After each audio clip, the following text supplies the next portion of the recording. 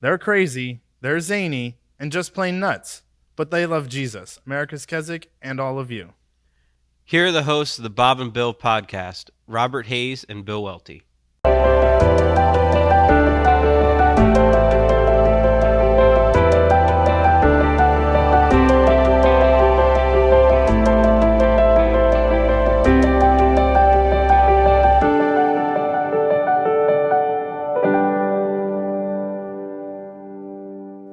Well, good afternoon, Bob. Hey, Bill, how are you? I'm okay. This is, let me see. This is episode 26. Can you believe it? No, I cannot. It's kind of hard to think that we've done this many episodes of the podcast, but we're real excited today. We're going to do mini ministry matters and interview some of our staff. But before we do, we had our hymn sing last week, and Carol Sexton was here. It was really good to see her, and she did a wonderful arrangement of There's Something About That Name. Yes. So let's give a listen to Carol Sexton as she sings, and then Graham's going to come and lead us through the interview process. Jesus, Jesus, oh Jesus, there's just something about that name. Master, oh Savior, oh Jesus, like the fragrance after the rain. Jesus, Jesus, Jesus, let all heaven and earth proclaim. Kings and kingdoms, they will all pass away, but there's just something about that name. Jesus, oh Jesus, Jesus, oh there's just something about that name. Master, Savior, Jesus, like the fragrance after the rain. Jesus, Jesus, oh Jesus, let all heaven and earth proclaim. Kings and kingdoms, they will all pass away, but there's just something about that name.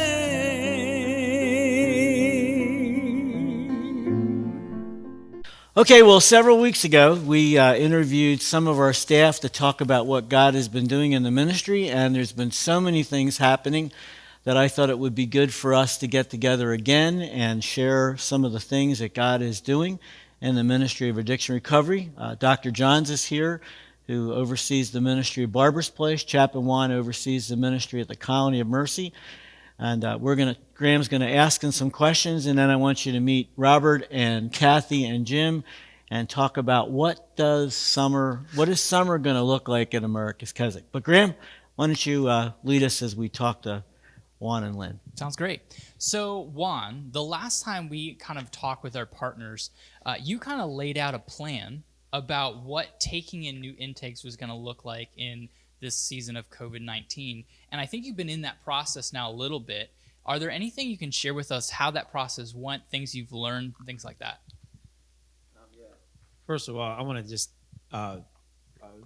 say thank you for a team. It wasn't me. It was a whole team of people who came, researched and studied all of the CDC recommendations, all the things that we can implement. And so it was great to have a foundational truths out there to be able to work with the new residents.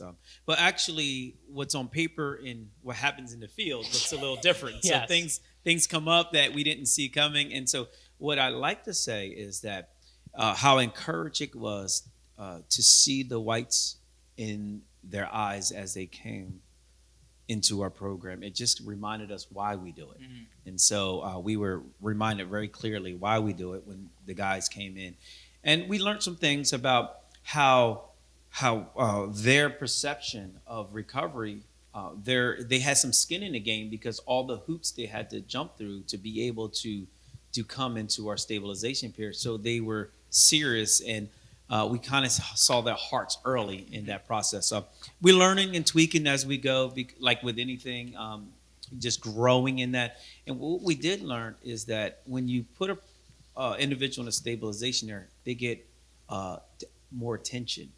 And so that has been helpful, that they get like this directed attention to their needs in this specific area. That's exciting. And I think we're all excited to kind of watch the colony through this process and to see how those men do. Lynn, you have been going through really the same process as the Colony of Mercy. But a question for you, what are some of the benefits that you've seen through this season of COVID-19, particularly for Barber's Place? Well, this morning I was just thinking about how what God has done for the women that are currently in the program, we could not have scripted. That so much that we have just watched, as in March when we had to take away family, that the women that were in the program were about 3 months in, so they at least weren't new. They'd had some of that season, but when they lost their family, they realized how much that they thought that their family was like their rock. Like they had to have their family. They couldn't live without their family. They couldn't survive without that connection. And so for some of them, they realized that their families were what they were so dependent on and not healthily disconnected from, and that they were dependent more on their family in this process than they were on God. And COVID sort of made them switch and say, okay, it's just me. I can't see them. We can't touch each other. We are more disconnected than when they were in their addiction. And so the movement back to, it's just me and God. And that's been really exciting to see. And we haven't done housekeeping, so we picked up all these extra hours that we have these ladies sitting there, and so we added additional classes. They have gotten intensive. We always say we're an intensive program anyway, and you practically get a year's a Bible school while you're there. Well, now they're like over the top, and they are so hungry for the word. They are just diving in. They're asking for all these, like, can we do Bible classes? They're studying the book of Revelation with Noah. They're talking about it. They're dialoguing with it. They actually are hungry for more of the meat than any other group we've ever had, because that's what they've had to fully rely on. And in a lot of ways, it's what they have had to deal with their whole life, is living in isolation and starving for something else. And so we put them in a place where we have really been able to show them that starving for God is, you can live this way and be happy and joyful, and their connection with each other has grown. It's been really, really exciting to see. And on top of that, we've had our best graduation rate ever in the middle of all this. So God is still at work, and COVID has not slowed that process down any. I think what's exciting to hear about that is, I think in our minds there would be a tendency to think, oh, COVID would have, sidetracked what's happening at the colony. It's going to be a lesser experience. But from what you're saying is God has done even more through this time, which is really, really cool. So just like the Colony of Mercy, you're now working on a new intake process to kind of bring new women into the program. Why don't you share a little bit about what that process looks uniquely for Barber's Place? Okay. Well, we actually started last week, so we have one student in the middle of it right now. We were able to convert the ground floor of Barbara's Place was where our Enrich offices were. And so we had to move the Enrich program out, but we've secured them housing in the activity center in a nice space and area for them to meet. So we don't, we were very much, it wasn't about moving them to like a lesser ministry, but adapting, and Melissa was very good about that. But we were able to take 2 rooms, the 2 offices that were down there, and convert them into rooms. And then we took the sort of the foyer lobby area, and we've turned that into like a mini classroom setting.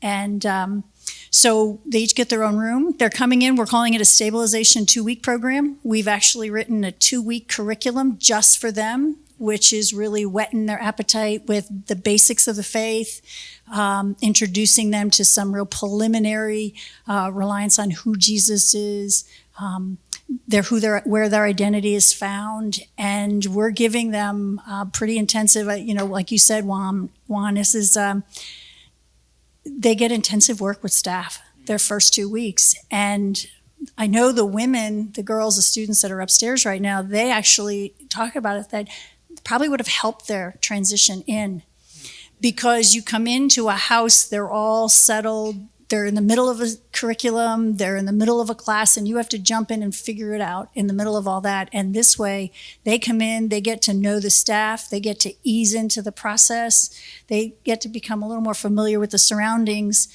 and understand a little bit more before they are actually going to be sort of thrust into the main part of the program. And, we only have one right now. The other one had to delay her coming in. We have 2 more coming in another week. But she has just eaten it up, hungered. And the interesting thing is the student that did come in now, she was due to come in the week after we closed down. The week after we shut our doors and said, we can't bring anybody in. So she was ready to come. And so now she is like hungry to be here, which is exciting. And maybe that was God too, because then I think it was more like, okay, now it was like, I have to be here.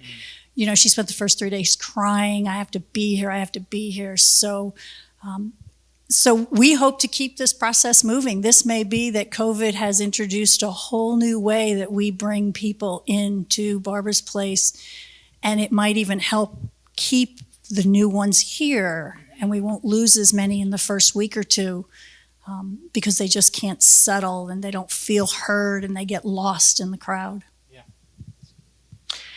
One of the things that is a concern to me is that it seems like we are deeming essential, at least in our state, almost everything that relates to addiction.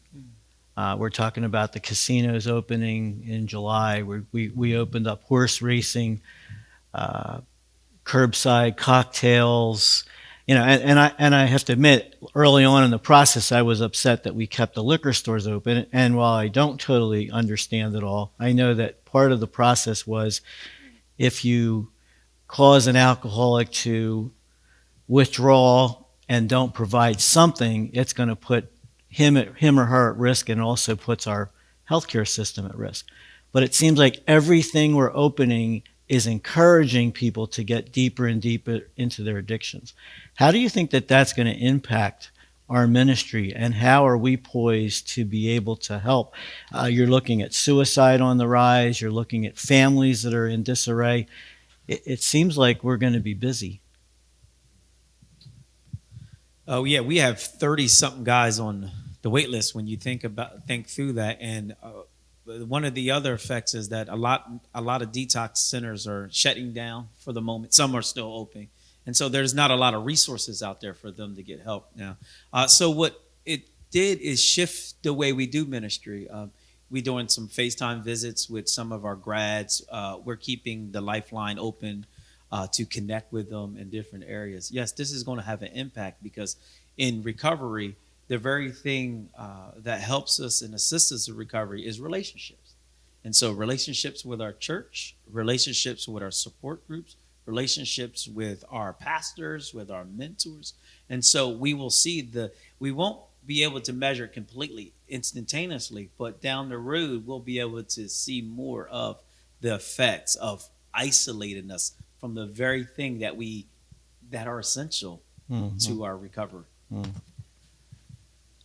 During the early part, our calls did not come in. We had very few calls. We had very few people even inquiring because we were wondering how we were going to tell them, right now we're not accepting and, to start the process. But in the last month, about the same time we decided we were going to start opening, we've gotten calls on a regular basis. And so we are back to several calls a day, applications going out, a longer wait list. I have at least 6 women already slated to come in.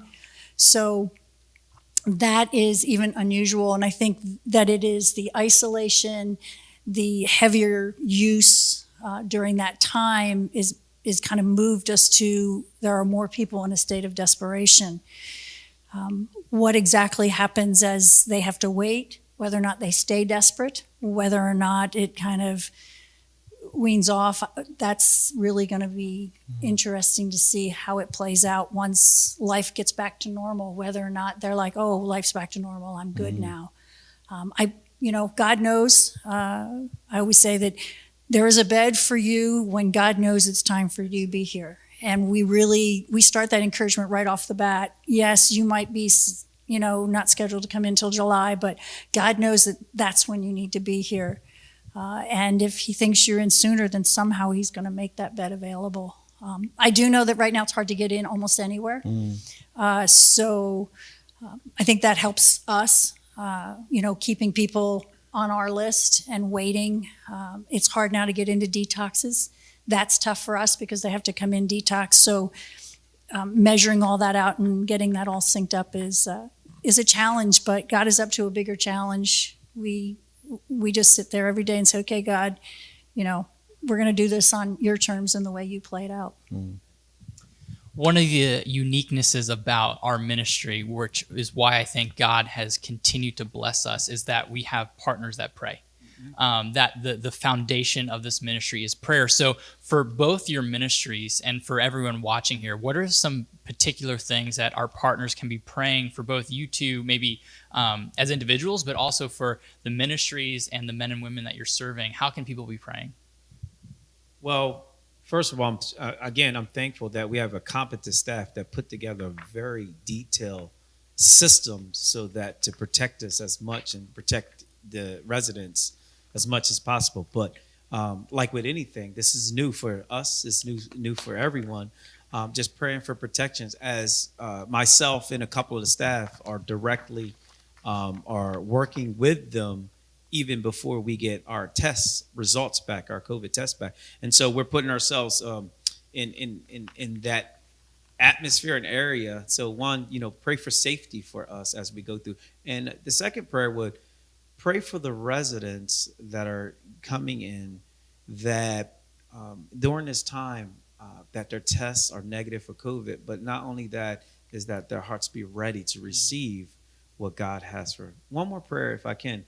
We have amazingly people staying longer for discipleship, even with closing down the visits and all the relationships with the family. We have, I think, 12 disciples to graduate this week and going into discipleship. If I can, I don't have my paperwork in front of me, but just a prayer that they get what they need in the next 3 months because they have committed themselves to longer and to more counseling and for more discipleship, discipling.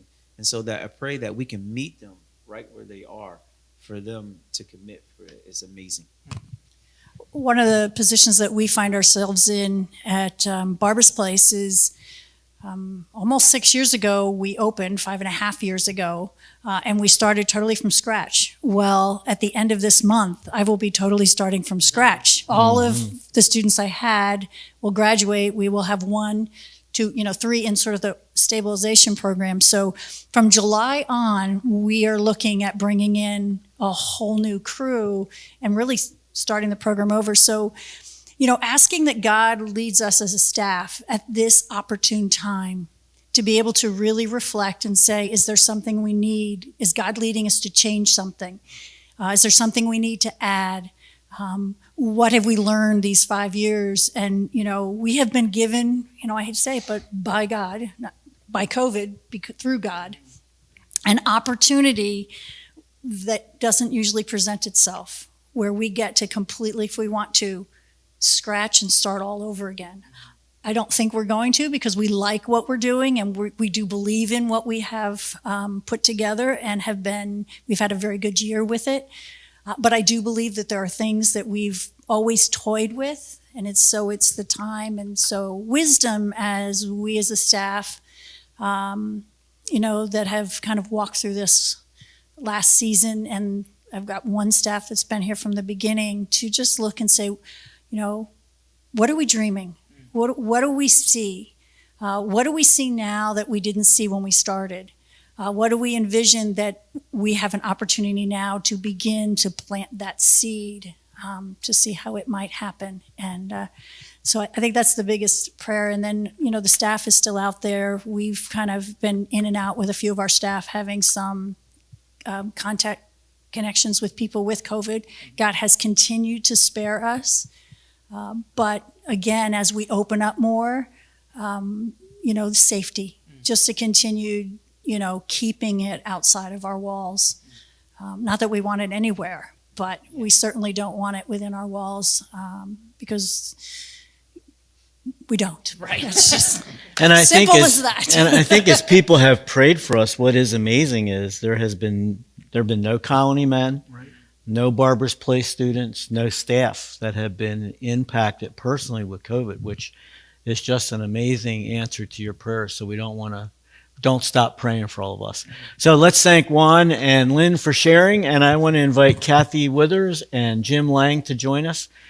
And for those of you that are familiar with the ministry, you know the routine, you know what we do, you know about our ministry. That's good, but there's a lot of folks, Graham and Robert, that are watching the podcast that have never even been on campus. Mm-hmm. And when we did our little thing last week with the tour of the facility, I had so many neat comments saying, wow, we didn't even know what all was on the campus. In fact, I had some of our regulars that didn't know what all was on the campus. They didn't know about Juan's house. They didn't know about the story behind Victory Hall. So it's really cool. That is cool.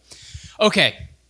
So the big question that's on all of our minds, really, and probably on the minds of you as well, is what is happening with summer? What is summer going to look like? We're now in June. So let's take some time maybe to kind of speak on that a little bit. So there's no other ministry in the world that does what we do. Yeah. Okay? I mean, we have addiction recovery, and we have conference and retreat and outreach. And there's nobody else that's doing that. So we're sort of navigating in uncharted territory all the time. But we're not a camp. So there are lots of guidelines that have come out for opening summer camps and day camps. We don't fit that. We're three ministries. Well, when I say ministries, we have three parts of our conference and retreatment. We have a hotel, which is a Ross Memorial, St. Memorial Lodge, and Victory Hall. We are a restaurant because we serve meals in our dining room, and we're a church. Now, I think we talked about this last visit. We were incorporated as a church, which I still don't understand back in 1897 how that even entered the thought process.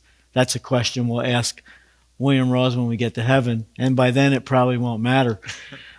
So we've had to answer how we fit into those three categories. We now know what we can do from the hotel perspective. Obviously, in the state of New Jersey, dining is going to look outside for the moment. And so we're trying to figure out how do we serve our guests who come with having takeout meals and doing that outside, not in the dining room.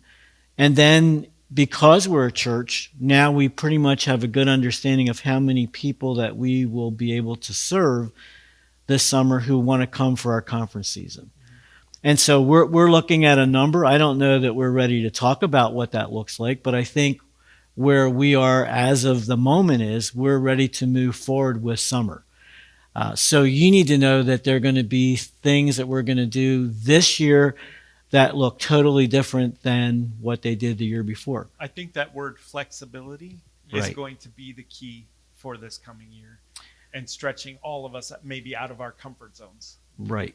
So, I mean, like we all, masks, we're working through what that's going to look like. Obviously, social distancing is still a part of the mix because we want our staff, the colony men, the Barber's Place students to be safe because as guests come on the grounds, obviously there's that greater exposure to risk. We're going to have to do some things programmatically that are different. A lot more outside programming versus doing things inside. We've made a decision not to move forward with children's ministry this year.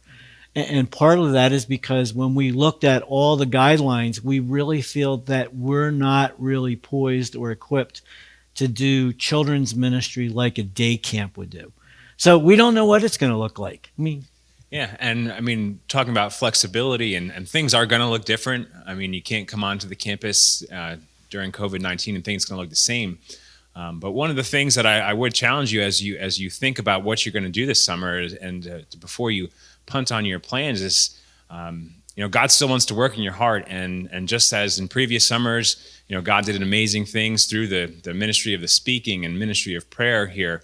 He wants to do that same thing this summer. And sometimes we kind of have to step out of our comfort zone and do things we're a little uncomfortable with because God is targeting something in us. And so before you cancel your plans and decide not to come, is there an area of your life where God's kind of targeting that maybe a week away with some less distractions would help you? And so things are going to look different, but God still speaks to hearts and transforms lives here, and he's going to do the same thing this summer. I think one of the things we need to pray about is in some states, they are trying to say, we can't worship, we can't sing. That would be dreadful. Like, think about what Keswick would be like if God's people weren't able to sing. So, I mean, if we have to sing with masks on, we're going to sing with masks on. But please pray that won't be something that the restriction that will be put on the churches in New Jersey. As far as our speakers go, we're going to do one speaker a week versus two. Obviously, our expenses are going to be higher than what they've been. We don't know. There's a lot of unanswered questions. But I think what Jim said is so accurate. We want people to still come here and have God speak to their hearts and transform their lives. And I'm hoping that our people will rise to the occasion, that they will be so glad to get out and be here and see all the wonderful things that God has done. They won't be complaining about, I got to use paper plates or takeout containers and this, that, and the other thing. I think it's going to be exciting. What are some of the things that you're thinking about in terms of outside activity? Well, we are going to make sure that all of the current outdoor activities are up and running. So bocce ball, horseshoes, shuffleboard. We have tennis courts. We have a gaga pit. We have big chess and checkers and things like that. So we're going to just capitalize on all of the things that we can do creatively outside in a safe way, and we'll go from there. The meetings will be in the activity center. That gives us the ability to really social distance. It is strange that we can't be inside the gym for activities, or we won't be using the indoor pool. Right. At the moment. I mean, everything is changing very quickly. Day by day. Right. The lake will be available, obviously, for canoeing and kayaking. We can't put the inflatable up, but, the Keswick Lake is just such a glorious place to be with all the turtles and the eels and the water moccasins. You didn't hear that. They're just down at the lower lake. That's right. That's right. So things are going to, we want to make it as real as we can, even despite some of the changes because of the COVID virus. And I really do think our people are going to do well. I think sometimes when it's like what Lynn was saying earlier, God is going to do something amazing in the midst of this, whatever you want to call it. I hate to say COVID is is a totally negative thing, because I think there are some spiritual things especially that are very positive that will come out of this. And obviously it was no surprise to God. So it's going to be neat to see what he does. And we're still all working through what the new normal is. And my prayer has been, like, we've done 3 weekends of drive-in church, and it's been really cool to see how excited people were to get back together. And, everything's nice and happy. And I hope it stays that way, that we don't flip back into the pastor's message was too long, it was too short, it was too hot, too cold. I don't like the music, I don't like standing. I hope we're past all that so that we can really be the people of God and to be men and women that God's designed us to be. So with all this being said, over the next week or 2 weeks, we're going to have lots of information coming out about what this looks like, how you can start booking in the future. So if you want to stay plugged in, I would highly suggest you join, if you haven't already, our Keswick Family Buzz email. We'll have information in the description box that you can get signed up for that. And our social media, we're going to have tons of information coming out about that that you're going to want to find out so you can stay connected throughout the summer. And Jim, you're still working with groups, so if there's somebody watching that wants to come for a weekend retreat. Yeah, so same thing with the conferences. We want our guest groups to come, and so again, it's going to look a little different, but what won't change is the service that we want to provide you. We want to be kind of your hands and feet before you come here, just making sure that we have all the things that you need to make your retreat successful and enjoyable. And again, dining will look different, activities will look different, and we'll be putting out a set of guidelines that I'm going to draft up, and we'll make that available on our website and also available to all our group leaders. And so within the next week or so, you can start to look for that information. All right, Jim, we're going to let you get back to work because you got a lot of phone calls to make. We're really excited to see what God's going to do this summer. Graham, let's talk a little bit about our podcast, because some of our folks may be just tuning in to today for the first time. We've got something going every day. Yeah.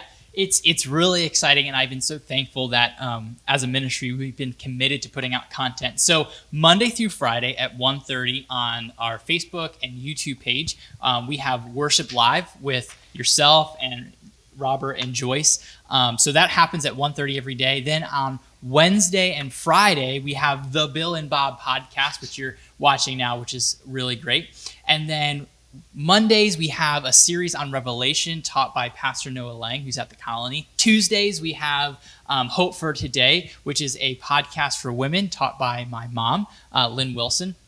And then on Thursdays, we have what's called the Ripple Podcast, where we highlight testimonies from both the Colony Mercy and Barbara's Place on what God is doing in the hearts and lives of those currently in our program, which has been an amazing encouragement to see those stories in the midst of everything that's been going on. So that's kind of on the surface, everything that's happening. So if you want to get plugged into those, make sure you're following us on our Facebook, on our YouTube page, and stay plugged into that Keswick Family Buzz email, because we're always emailing out what the latest things that are coming out of kind of the technical aspect of what's happening here at Keswick. And obviously we're going to be live streaming all of our services during the summer. Yeah. And because of that, for the 5 weeks of conference season, we are going to disband the podcast and the Worship Live for those 5 weeks. So if you start digging and looking for those, it's not because we're protesting. It's because we've got other things to do. You're going to get the full service with all the worship and the testimonies and the message, which I know that you're going to thoroughly enjoy. So, Bill and Kathy, I want to talk a little bit about all the really exciting things that have been happening here in our projects. So why don't you guys talk a little bit about maybe some of the things that we've accomplished over the last kind of several weeks, and then maybe give people a tease on what they can be looking for in the future. Wow, God has been doing so much over the past couple of months, and that is a big thank you to our partners who allow us the opportunities to update our facilities. We are so excited about our dining room. It's beautiful. So we thank all of you who gave to that project. We're looking forward to you utilizing that dining room. So that's been accomplished while we have had the time. Right now we have the carpeting for the hallways, which was another part of that project. It is on order, and we are looking to hopefully get that done. I think Jim Kennedy said late this month, early July. So if you do come and we're working on the hallways, please forgive the inconvenience, but we do want to see that get accomplished. New lighting in the hallways, Yeah. and they're working on upgrading some of our guest rooms in Ross Memorial, which is really Awesome. exciting. Awesome. We've been able to do some other projects that we haven't really had the time to do or the capability to do because of people utilizing rooms and areas. So it was really cool to hear the Colony Chapel pews have all been refinished. The Colony dining room is being renovated and I believe is complete. So we're looking at our activity center window project. We're still getting some bids for that, looking to see that get accomplished. And when you see the windows, it's going to be it's going to awesome. change the whole look of that building, which is really, It's gonna be really exciting. cool. There is a project currently that we are still working on, which I think it was really interesting that this was our spring project, and now knowing where we are in this situation of social distancing and needing to spread out. Our spring project was a $50,000 project to have another set of audiovisual equipment for the activity center so that the equipment here in the auditorium could stay put. Traveling back and forth equipment tends to get broken, but we really wanted another set of equipment. So we have about a $36,000 need still for finishing that project, but how awesome it would be to not only have the equipment itself, but the capabilities of large screens and live feed so people can see. If we're going to be at a distance, and a lot of our folks are seniors, those large screens with that live feed, I can't see what's happening on stage, but I can see it up on a screen is going to be an awesome thing for our guests. What I love about that is another exciting reason why we want you back on property. Right. God has done so many cool things here, and we know you love this campus. We love this campus, and to be able to see all these new things happen, and a lot of them not even mentioned. The team has been working so hard on little touches to really bring the campus up to date, which is so great. So I still am overwhelmed, and I know you are too, about what God did over the Family Freedom Walk. I still haven't wrapped my head around that. But why don't you give, because we talked about it in our leadership team meeting, an update about where the final number is for the Family Freedom Walk? Sure. You'll remember a few years ago, we changed our Family Freedom Walk from an outdoor event to an indoor event, and God really blessed that. And then this year we were kind of like, wow, what are we going to do with the Family Freedom Walk this year? And so we chose to go virtual with our Family Freedom Walk. And our goal was $115,000. And as of this morning, the final number, we believe all the gifts and pledges have come in, is $167,189. So And growing. Unbelievable. And growing. Because there's still a couple gifts that are still okay. coming So, in. What's your goal next year? Our goal next year is going to be $125,000, and that's not to belittle what God has done here, but we love goals that are attainable, and so next year we're going to up it a wee bit and see what God does. Amazing. It is absolutely astounding. So that's kind of an update on that particular project. But again, times have been crazy, and maybe both of you can kind of give some insight into where we are big picture financially. I think the thing that we've said at the very beginning was there's no ministry in the world that does what we do, combining addiction recovery with conference ministry and all the outreach things that we do. What has been absolutely mind-boggling for all of us is to see how God has provided for our needs. We have not had to lay any staff off. We've not missed a payroll. The biggest hit for the ministry has been in the fact that we haven't been able to have any conferences. We haven't had any groups in. We haven't been able to have touch points with our hymn sing crowd, because when the hymn sing folks come, normally the offering for that event is about $10,000. So you add all that up on the financial report, and that's like disaster. Like, I think we estimate somewhere between $600,000 and $700,000 losses in those revenue streams for the ministry. That's catastrophic. But God has done exceedingly abundantly above and beyond all that we can ask or think. And when Jim Kennedy, our COO, got together with Dan Monique, our CFO, and they looked at April, where we should have been at a loss, we were at a $20,000 plus. Again, $20,000 isn't a lot of money to be over, but when you figure out all that was given during that time frame to have us be over budget, what can we say? First of all, thank the Lord, and then we want to thank you because you've prayed and you've given. With summer, that's going to mean, like, when I look at what our bills are for this period, it's ridiculous because nobody's here. So all of our expenses are down. But as we move forward with summer, obviously that's going to increase the expenses, the utilities, staff that we need to hire. So we want you to continue to pray. We want you to continue to give. And I think one of the other areas of giving that has been astounding is people who have made wise financial planning decisions in their after living giving. And because of that, we're able to do so many projects that we may not have been able to do. One lady left a gift. We got our first payout of $62,000. So you know what? It's exciting. Like, there are days that we're ready to pull our hair out for those of us that have hair, but then there are other days when you just are in awe of what God has done. And just a couple of simple things. Over the summer, if you're unable to come for an event like a hymn sing, and I just want to ask you if you would consider and prayerfully consider still sending in your offering, and possibly sending in your offering with your $12 ticket price. That would just be a small way to really help us at this time. If you've been giving at Hymn Sing throughout the season, perhaps you would just like to become a visionary partner. You're giving most months out of the year anyway. So Visionary Partner is our monthly giving program. We'd love to have you be part of that. As Bill said, you might be considering your after living giving. So we would love to help you with that as well. If there's anything we can do, please call anyone on the partner care team. We'd be happy to assist you in any of that. Yeah, one of the ways that people could consider a charitable gift annuity.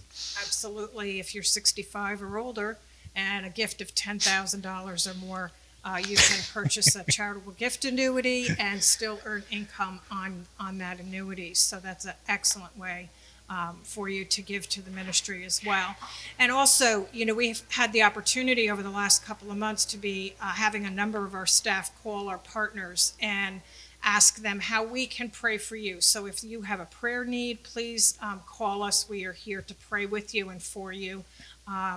It's just a small thing we can do for everything you've done for us. This has gone a little longer than our normal Bob and Bill podcast, but I trust that it's been helpful. I want to encourage you to join us tomorrow at 1:30 for Facebook Live Worship with Robert and Joyce. And then tomorrow afternoon is the Ripple podcast. We also have Thursday night. We have our virtual men's fellowship with Pastor Matt Stokes. It's going to be a great evening. Starts at 7 o'clock. That's available on Facebook, Boxcast, and YouTube. Yep. If you live local, we are doing curbside meals for lunch. They're hot meals, $10. You have to pre-order them. Tuesday, Wednesday, Thursday, Friday is the schedule. 1-800-453-7942. You can be a part of that. Again, we want to thank you for praying and remind you that America's Keswick does depend on friends like you to support this ministry with your gifts and with your prayers. You can give a gift, 1-800-453-7942, or you can visit our website at www.americaskeswick.org/give now.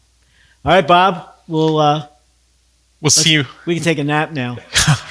No, we have a few things to do today. All right. Hey, God bless you. If you enjoyed today's podcast, let us know. Write us at bwelte@americaskeswick.org, or it'll be in the description below. If you'd like to learn more information about America's Keswick, you can visit our website at www.americaskeswick.org. Join us every Wednesday and Friday at 2:30 for the next edition of the podcast. I'm Zach. And I'm Tyler, and have a good and godly day.